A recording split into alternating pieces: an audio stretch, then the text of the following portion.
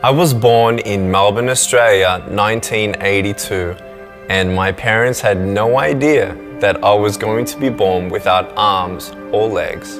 I was the only one that I ever saw without limbs.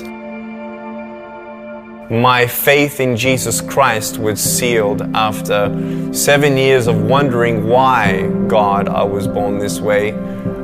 He answered me very clearly through John chapter 9. And I gave my life to Jesus at 15 after reading about how he came across a man who was born blind.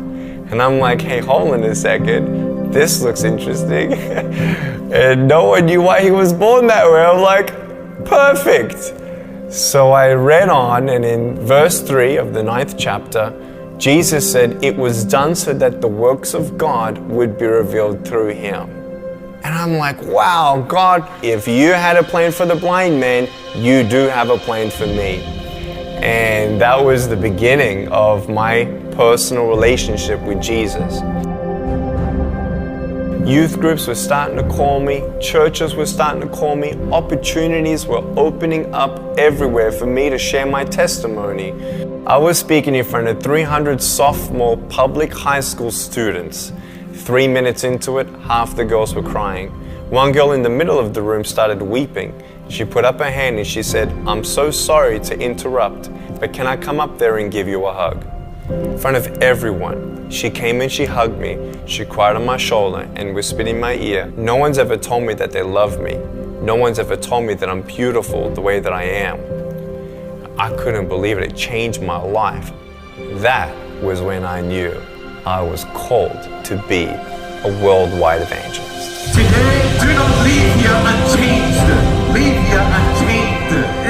You don't know what God can do with your broken pieces until you give God your broken pieces. And I want you to know when you fall down, God's grace is sufficient. God's hand will come down and pick you up. And give you the strength to get back up.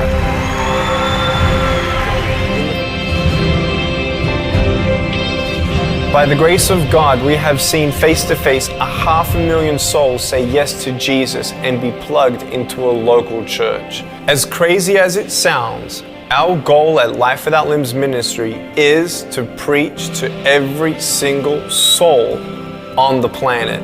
7 billion people.